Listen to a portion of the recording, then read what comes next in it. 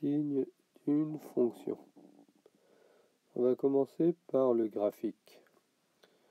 Vous voyez, vous avez un graphique ici. Donc la fonction monte, puis descend. Alors, elle traverse 0 en 2 points.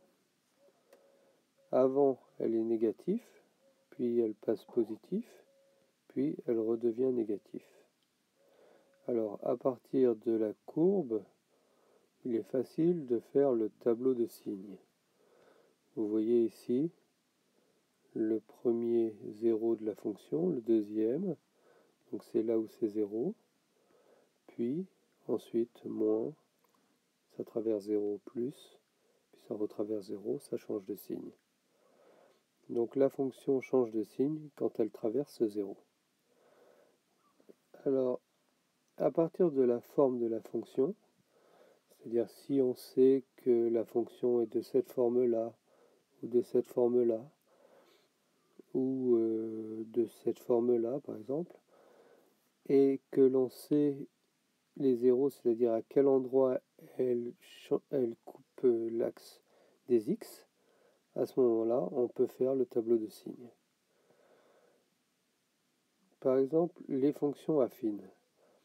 Les fonctions affines sont les fonctions de la forme ax plus b. Alors, le graphique d'une fonction affine, c'est une droite. Elle est croissante si a est positif et décroissante si a est négatif. Prenons un exemple. f de x est égal à 2x plus 2x moins 6. La fonction est donc une droite. Ici, a est positif, donc elle est croissante. Ce que j'ai représenté en dessous. Quand est-ce qu'elle va passer par 0? Il faut donc résoudre cette équation. 2x moins 6 égale 0. Alors, soit je trouve une racine évidente, soit je fais 2x est égal à 6, puis x est égal à 6 sur 2, c'est-à-dire que x égale à 3. Donc elle passe en 0 en x égale à 3. Voilà, donc j'ai cette forme pour mon graphique, et à partir de ça, il est facile de tracer le tableau de signes, moins, plus, vous voyez. Le tableau de signes, donc il a deux lignes, ici, la ligne des x, la ligne de f de x. Quand est-ce que ça fait 0 en 3? Puis après, si elle est croissante, ça fait moins, plus. Pour celle-là, donc c'est la même chose, sauf que le coefficient a, qui s'appelle le coefficient directeur ou aussi la pente, est négatif, donc elle descend. Quand est-ce qu'elle va traverser 0? Il faut résoudre cette équation. Donc on voit que 2, c'est là que ça se passe. Et on fait la même chose, mais cette fois-ci, c'est plus et moins. Et alors du vocabulaire, A s'appelle le coefficient directeur, ou parfois on l'appelle la pente, et B, l'ordonnée à l'origine. Là, vous avez donc cette règle générale. Bon, là j'ai pris une droite croissante, c'est B, c'est cette hauteur-là, par exemple. Et A, c'est un peu plus compliqué, c'est quand j'avance de une unité, je monte de A ou je descends de A si A est négatif.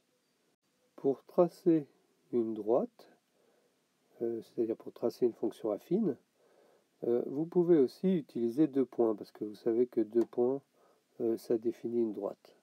Alors vous avez l'équation ici, vous prenez la première valeur 0 par exemple, vous rentrez x à la place, vous mettez 0 à la place de x, faites le calcul, et vous avez 2 qui sort. 3 fois 0 plus 2 égale 2.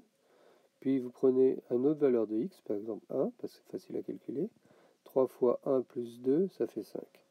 Donc après, en 0, ça monte jusqu'à 2. En 1, ça monte jusqu'à 5. Vous obtenez vos 2 points et vous tracez votre droite. Vous voyez ici, on a 2. C'est le fameux 2 ici, ordonné à l'origine. Et on a 3. Par exemple, si j'avance de 1 unité, je monte de 2 à 5, c'est-à-dire je monte de 3. Maintenant, le produit, c'est-à-dire le produit de deux fonctions affines. Vous verrez une première fonction affine, puis une deuxième fonction affine. C'est celle qu'on a étudiée au-dessus. La première chose, c'est quand est-ce que cette fonction affine vaut 0 ? Elle vaut 0 en 3, on l'a vu. Celle-là, elle vaut 0 en 2. Alors, comment on va faire notre tableau de signes? On va faire un tableau de signes à plusieurs lignes. La première ligne, c'est celle de première fonction affine, la deuxième fonction affine, et le produit des deux. Donc on reconnaît ici moins plus, c'est la même chose que ce qu'on avait au-dessus. Celui-là plus moins.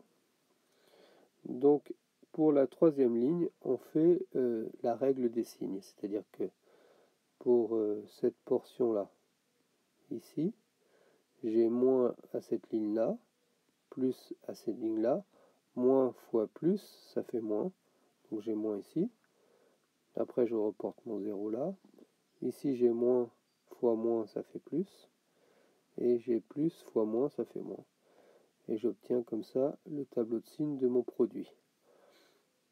On peut aussi avoir une interprétation graphique, c'est-à-dire qu'on sait que ces produits-là de deux fonctions affines sont des paraboles, c'est-à-dire soit comme ça, soit comme ça. Parabole, c'est cette forme, cette genre de courbe-là. Et donc ici, dans notre cas au-dessus, elle est comme ça, vous voyez. Et on connaît la forme, donc on sait qu'elle vaut 0 en 2 et en 3. Et donc elle va être forcément moins plus moins. Cette technique, ça nous permet de nous passer du tableau de signes à plusieurs lignes. Pour le quotient, c'est un peu la même chose. Donc vous avez une première ligne ici, la première, qu'on sait étudier, la deuxième ici, et le quotient des deux. Alors, à la différence de tout à l'heure, c'est que si en dessous c'est égal à 0, vous voyez ici, et bien ça va faire une valeur interdite. Et la valeur interdite, on va la symboliser dans le tableau par une double barre. Et après, même chose, moins par plus, ça fait moins par moins, ça fait plus, et plus par moins, ça fait moins. Il faut savoir donc que le graphique de ce type de fonction, c'est une hyperbole, c'est-à-dire une courbe de cette forme-là en deux morceaux, comme ça.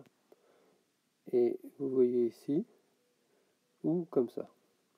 Alors là, par exemple, elle descend, elle fait un saut, hop, c'est en 2 qu'il y a le saut, puis après elle retraverse et elle change à nouveau de signe. On peut faire la remarque que ici, elle change de signe sans traverser 0. Ce qui signifie que ma règle du début est vraie à condition que la fonction est continue, c'est-à-dire que pour tracer sa courbe, on n'a pas besoin de lever le crayon. Ce qui n'est pas le cas pour l'hyperbole, parce que l'hyperbole, vous voyez, est en deux morceaux.